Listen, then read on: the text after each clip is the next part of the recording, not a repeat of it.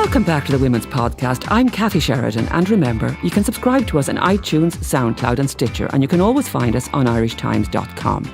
Do get in touch with us on Twitter or Facebook at IT Women's Podcast, or email us on thewomenspodcast@irishtimes.com. We love hearing from you. It is Easter Monday, and if you are a Christian, you are raised in the very joyful belief that yesterday, Easter Sunday, Christ rose from the dead.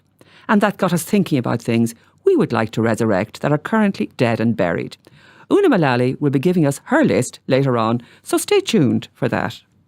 But first, Dublin's Culture Connects. This is a citywide initiative of Dublin City Council that aims to connect communities through culture. Culture isn't just art, it includes the economy, education, tourism and community. And this initiative isn't pie in the sky either. It seeks real social change in the city through connecting communities to the City Council's wealth of national cultural resources, such as the Abbey Theatre, the National Museum, the National Library. The vital link is the artist, choreographers, writers, songwriters, photographers, filmmakers, connecting the public into projects in ways that are relevant to their expressed concerns. And all that added up to 60 community groups from 22 villages across Dublin City, working on 32 separate cultural projects with 50 artists, all currently being showcased across the city. We have 3 women here from the initiative: Victoria Nivreen, a participant from Ballymun, Noor Nasib from the Islamic Foundation of Ireland Amal Group, and Project Director Isolt Byrne. You're all very welcome. Isolt, tell us about how the project came about. There were conversations and you had obviously high hopes for it. Yeah, so initially, organisationally, the project came about from Dublin did a bid for European Capital of Culture, and it wasn't shortlisted to win the award. Galway did. But there was so much conversation and civic energy in the bidding process that this initiative, which is called Dublin's Culture Connects, was set up to try and continue those conversations. So the conversations were really in a format of chats. So we call them tea and chats. So it's about going and having cups of tea with people and finding out what is going on in their lives. What was very interesting is that a lot of the people that we spoke to really felt like they were being asked about how they feel and what their lives are like for the first time. Who were those people, Isolt? So there was all sorts of groups that we came across throughout Dublin City. Men's sheds, women's groups, children's groups, groups from schools, foreign national groups who met at local libraries for English classes, people from the adult education centres, all sorts of different centres. So what did you ask them? When you sat down, what was your first question? It was really interesting because I suppose we were testing it out. And first we kind of asked about, your life in Dublin or cultural life in Dublin or, what you want to talk about.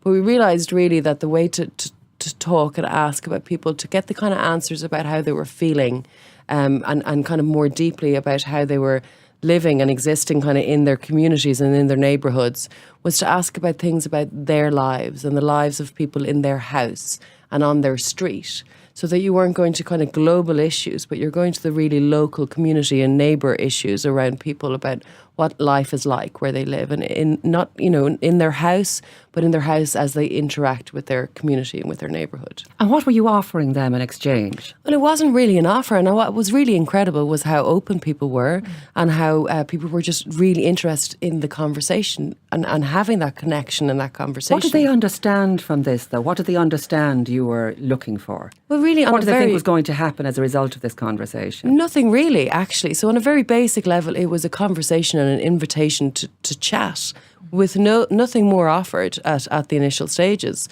And any projects that we've then done with some of the groups that we talked to weren't part of an offering or an exchange of deals.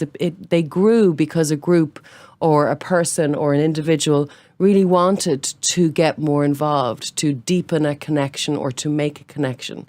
So it was very quickly clear that it was about people who felt disconnected or isolated at worst from their local environment, and who really but wanted to do something that would deepen a connection or make a connection. People, lost the ability to have a cup of tea with their neighbours.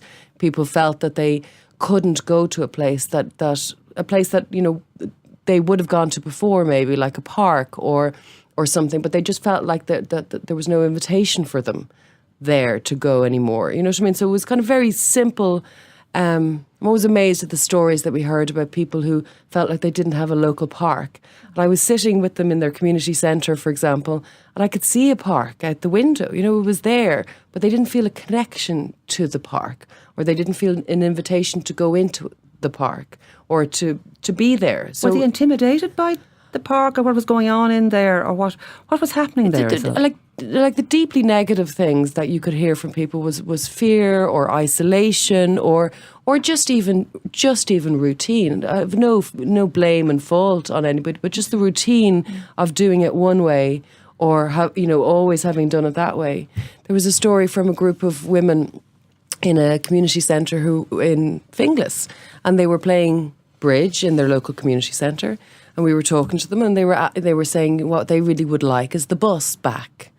And then they were saying, I was asking, like, why do you want the bus? What do you need the bus for?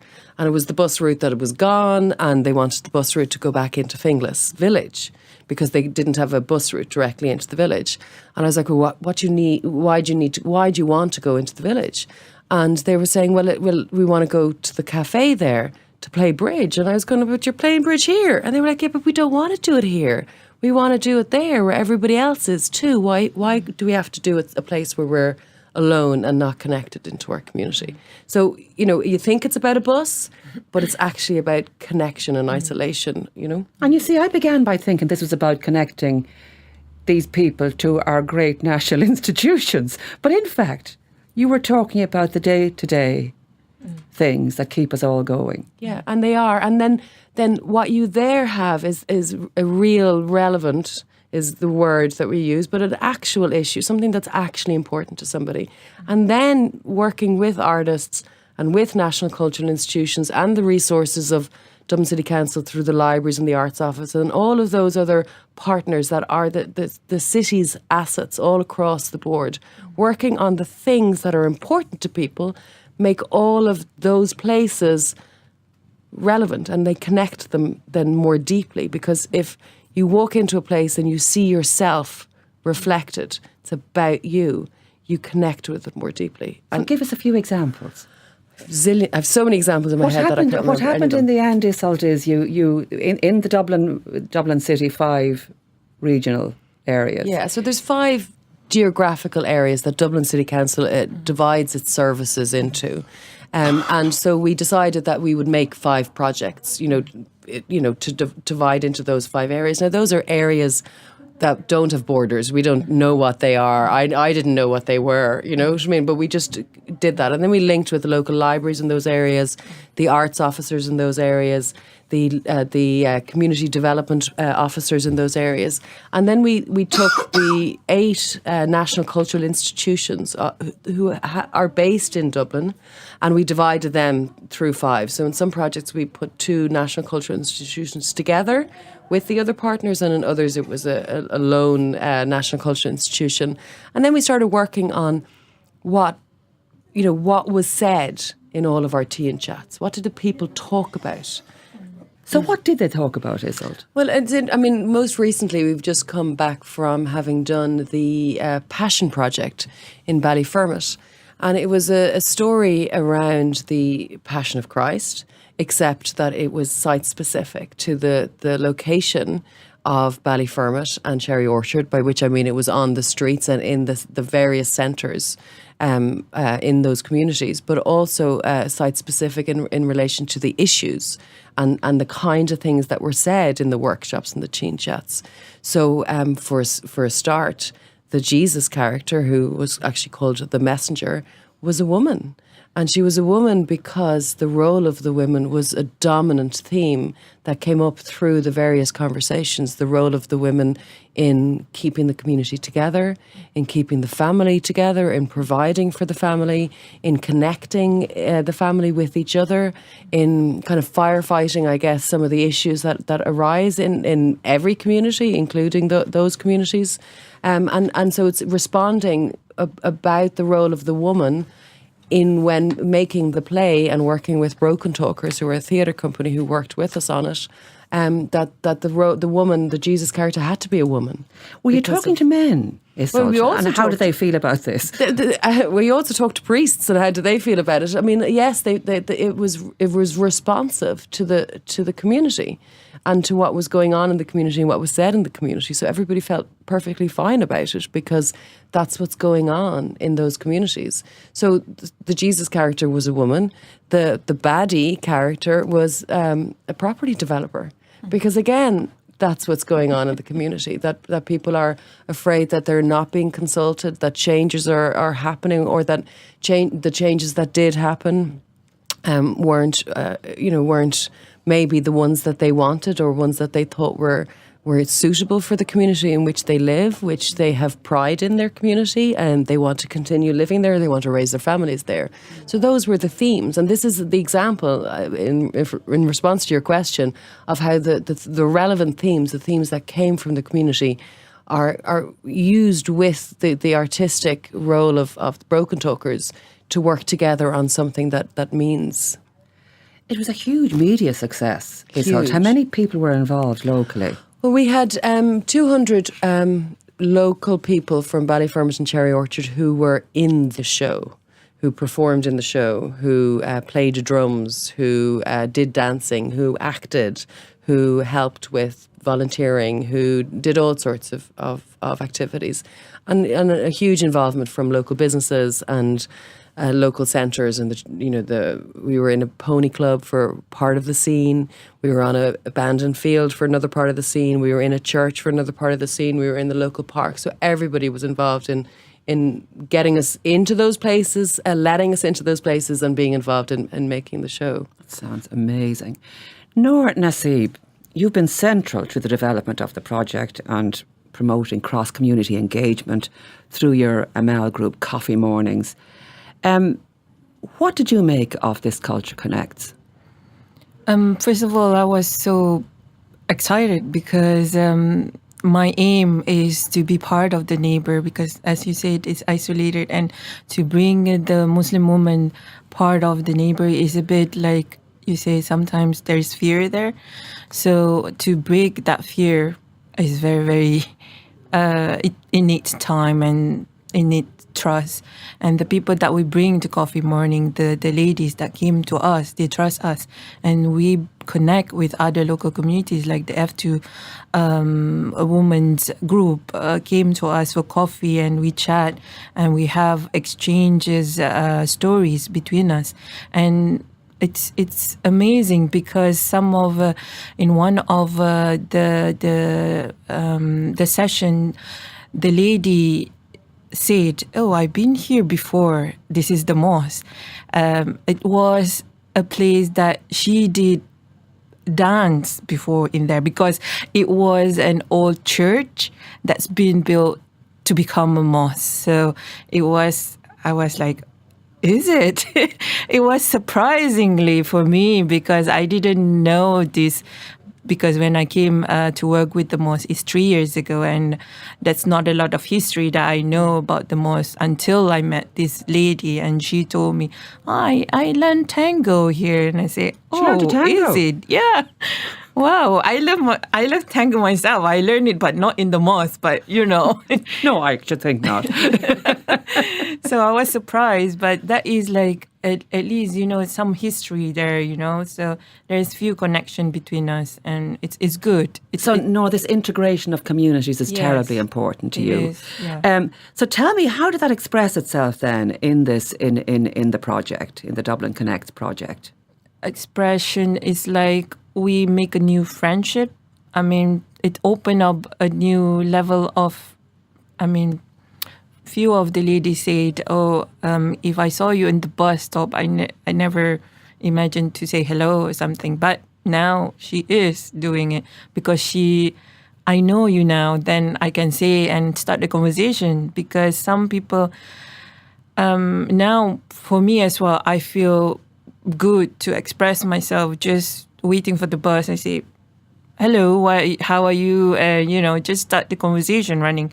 And it's kind of the way we're trying to do it in the coffee morning is kind of, it's like a speed dating kind of thing, because in that 5 or 10 minute session, you get to know other people in that, in that 5-10 minutes session that you have with the people that came to the coffee morning. Now, you had a particular project, Nora, called Your Story. Yeah. What inspired that? For us, for me actually, inspiring for me to do it because most of the women are in fear of letting their feelings in, like to voice out what they feel. Sometimes they feel like what you say, it's a routine. Go back to home and then get to the children to school and then back again. And that's the routine every day. It's happening. However, they don't really have a break of when they share their own stories. And here is a chance for them to do it. In that coffee morning session, within that 2 hours, we share and exchange our stories from what happened in our holiday, or what do you cook today, or what do you have if the children have a school break, what they do. And there's a lot of things to learn between each other, and this is how we engage. And of course, one of the complicating factors is the number of languages. Yes. How many are spoken in Dublin? I think 185 languages spoken in Dublin by 182 nationalities. Yeah. So anybody trying to integrate communities or at least promote engagement between them is really up against it. Yeah. What was the project in the end? What did you do in the end, Nora, as your contribution to Dublin Culture Connect? We actually make a 8-foot big the batiks. It's 99 names of Allah, and it's been it's called punctuation. Is the name of the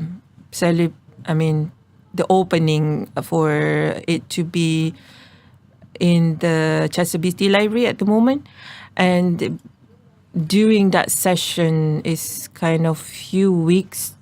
It's taking a long time actually, because from waxing and dyeing the fabric and making the art on it, and it's that's the reason why I say there's story behind.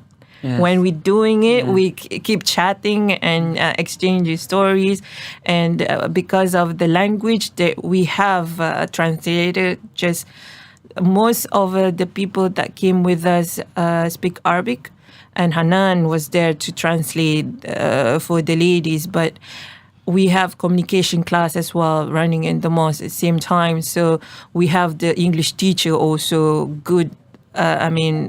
Giving us the input, her input there, Yes. just to give them some sense of the language barrier. They need English, so that's the reason why we do the communication class. A few barriers there to be overcome. Yeah.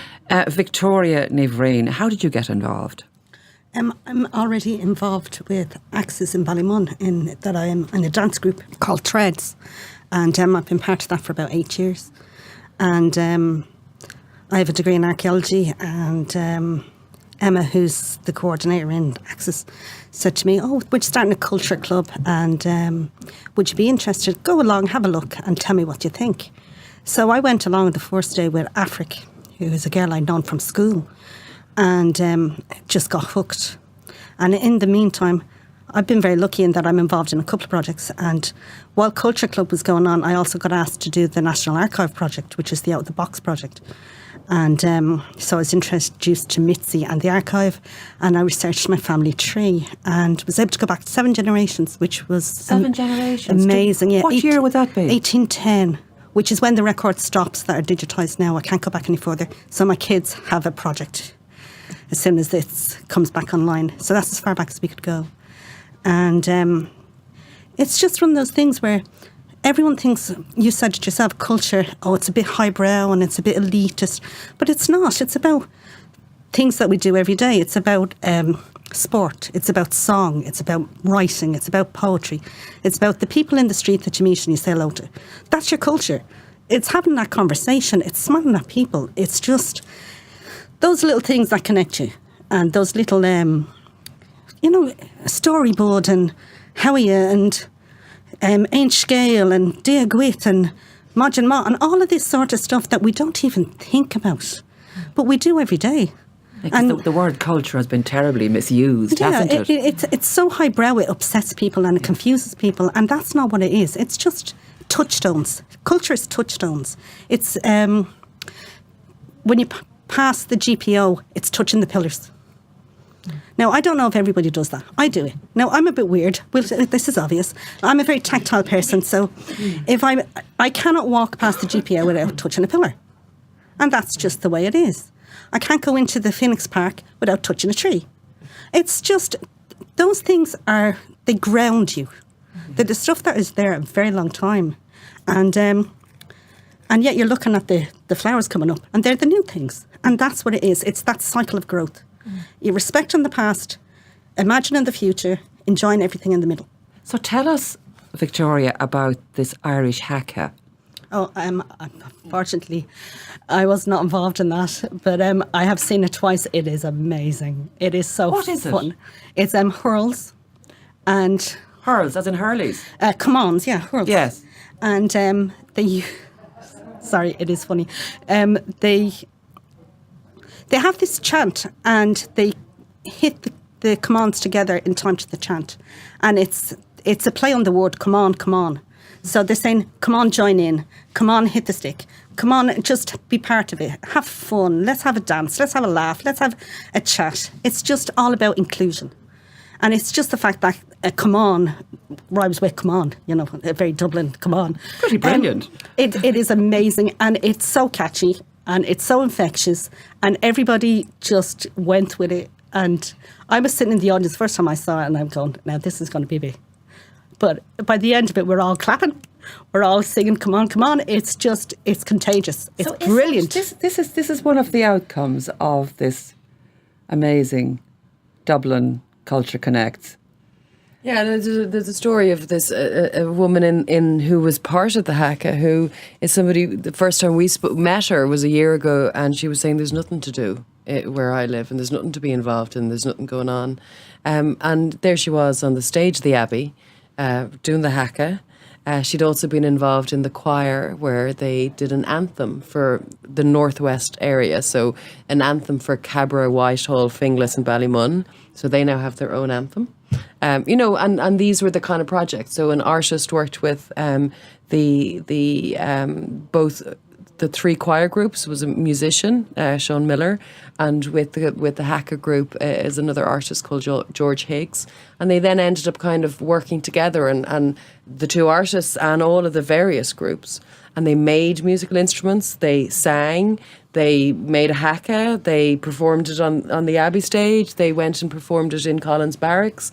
It's been performed locally in the various villages, as we call them, around Dublin. Yeah, it's all been fantastic. And I noticed, Nora, that Sabina Higgins opened the exhibition and invited the women to Ars an Uachtaráin. So there really has been brilliant engagement here. Now, does it all stop here, Iseult? Is this the end? No, definitely not the end. We keep calling it chapter 1 because there's, chapter 2, 3, 4. It's going to keep going. So we're kind of, we have to feel like we're finishing a set of projects to start a set of new projects, but we don't believe that any of these projects really finish. Maybe our organisational involvement in them fades away a little bit, but a lot of them still have lives where things are being shown in local libraries and local community centres. The artwork and the songs, they will continue, and they'll have other breaths of air along the way. But we're also doing a call out currently to to new people to talk to, new groups. They don't have to be groups, but we find it quicker to talk to a group than each individual person in Dublin. But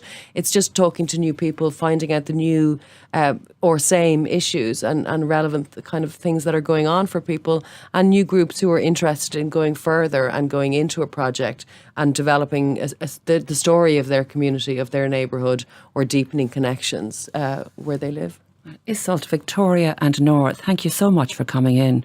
That is genuinely inspiring and a whole new meaning attached to the word culture. Who was it who said, when I hear the word culture, I take out my revolver? But in fact, you have fixed all that now, Victoria, so thank you so much. Thank you to the three of you and good luck with your future endeavours. And as she was leaving there, Nora said what they're actually trying to do is plant the seed of culture. Kind of plant that you need to keep watering and give it sunshine to make it grow. And what Victoria said was, that is the epitome of culture. So thank you very much to Victoria Nivreen, Iseult Byrne and Nora Nasib.